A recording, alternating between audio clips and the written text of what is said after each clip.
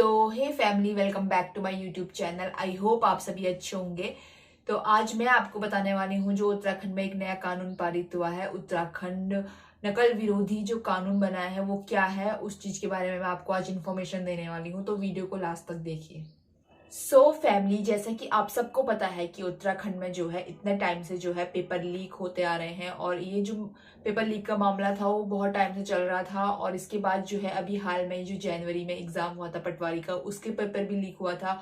तो इसके बाद जो है युवाओं में बहुत आक्रोश हो गया था, सरकार पे जो है दबाव पड़ गया। और हाल में ही जो है देहरादून में जाके जो यूथ है, उत्तराखंड की जो यूथ थी, उन्होंने प्रोटेस्ट किया, बहुत सारी चीजें हुई, पथराव हुए वहां पे, पुलिस ने वहां पे लाठी चार्ज करी। तो जो सरकार है उस पर बहुत ज्यादा दबाव पड़ गया था, और लगभग एक साल से सरकार जो है ये जो लॉ है उसको लाना चाह रही थी। लेकिन अब जाके जो ये कुछ टाइम पहले ही जो ये लॉ पारित हुआ है, तो आज मैं आपको बताऊंगी। ठीक है, सबसे पहली बात ये है कि उत्तराखंड सरकार में जो अभी सीएम है हमारे, वो पुष्कर सिंह धामी जी है। तो पुष्कर सिंह धामी जी ने एक ऑर्डिनेंस जारी किया, और उस ऑर्डिनेंस को गवर्नर जो हमारे लेफ्टिनेंट जनरल गुरमीत सिंह जी है, उन्होंने उस पर साइन कर दिया।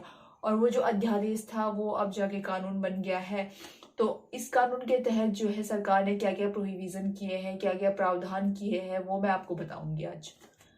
सबसे पहली बात जो है वो ये है कि जो ये लॉ बना है ये केवल क्या है, स्टेट लेवल का लॉ है। मतलब अगर कोई भी जो है एग्जाम जो है आपका उत्तराखंड में कंडक्ट करवाए जाते हैं, तो ये जो लॉ है केवल उनके लिए ही लागू होगा। मानो बात, अगर कोई सेंट्रल का एग्जाम है, जैसे यूपीएससी का एग्जाम अगर उत्तराखंड में होता है, तो ये लॉ है वो उस पर लागू नहीं होगा, क्योंकि ये जो लॉ है वो केवल जो है हमारे राज्य सरकार द्वारा बनाया गया है, और केवल राज्य के लिए ही बनाया गया है।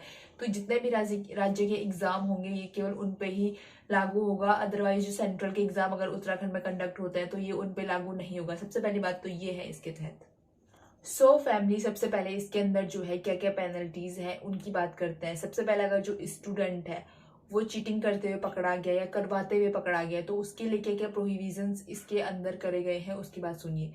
सबसे पहले, अगर जो स्टूडेंट है वो चीटिंग करते हुए पकड़ा गया, ऑनलाइन मोड में हो चाहे ऑफलाइन मोड में हो, तो उसके लिए क्या है, अगर फर्स्ट टाइम स्टूडेंट पकड़ा जाता है तो उसको 3 साल की क्या हो जाएगी, जेल हो जाएगी, और उसके साथ उसको 5 लाख रुपए का फाइन पे करना पड़ेगा।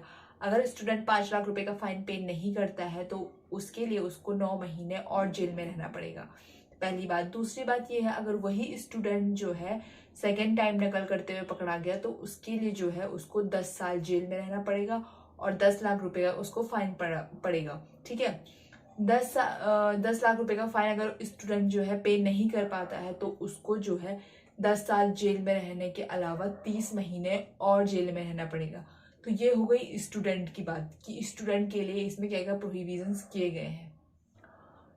जैसे कि जो फर्स्ट पेनल्टी थी वो स्टूडेंट के लिए मैंने आपको बताई, और जो सेकंड जो है वो किन लोगों के लिए है, जैसे क्वेश्चन पेपर बनता है, जो एग्जाम होते हैं उनका, तो उनमें क्या ये चीजें शामिल होती है। प्रिंटिंग प्रेस वाले होते हैं, ट्रांसपोर्ट में जो इधर उधर सामान ले जाते हैं वो, और जो दूसरा गवर्नमेंट के जो एम्प्लॉयज होते हैं वो, कोचिंग इंस्टीट्यूट हो गया या फिर कोई ऑर्गेनाइजेशन हो गया, अगर वो इन सब चीजों में पकड़े जाते हैं चीटिंग करवाते हुए, तो उनके लिए क्या क्या प्रोहिबिशंस इसके अंडर करे हुए हैं। सबसे पहली बात जो है ये है कि उन लोगों को जो है 10 साल की सजा सुनाई जाएगी। ये 10 साल की जो सजा है वो उनके लाइफ टाइम यानी कि जीवन भर तक चल सकती है, ये जो कंडीशन उसमें रखी गई है।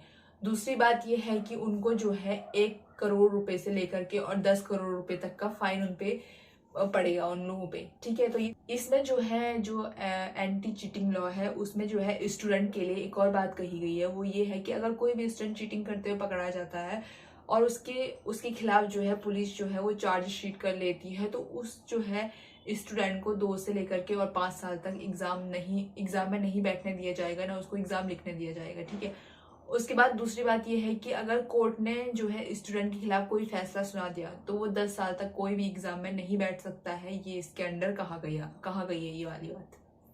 जो ये कानून है, इस कानून में जो है एक बात साफ साफ लिखी गई है, the offences are cognizable, non bailable और नॉन कंपाउंडेबल। अर्थात जो है आप जो ये अपराध होगा उस अपराध में आप किसी की जमानत नहीं कर सकते हैं, आप कोई समझौता नहीं कर सकते हैं, और जो ये अपराध है इसको एक क्या समझा जाएगा, संज्ञेय अपराध समझा जाएगा। ये बातें इस कानून में साफ साफ लिखी गई है।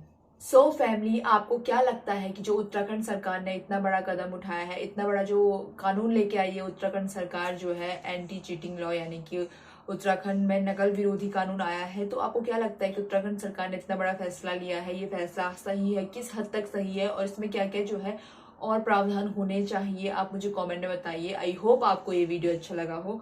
वीडियो अच्छा लगा है तो वीडियो को लाइक करिए और कॉमेंट में मुझे जरूर बताना।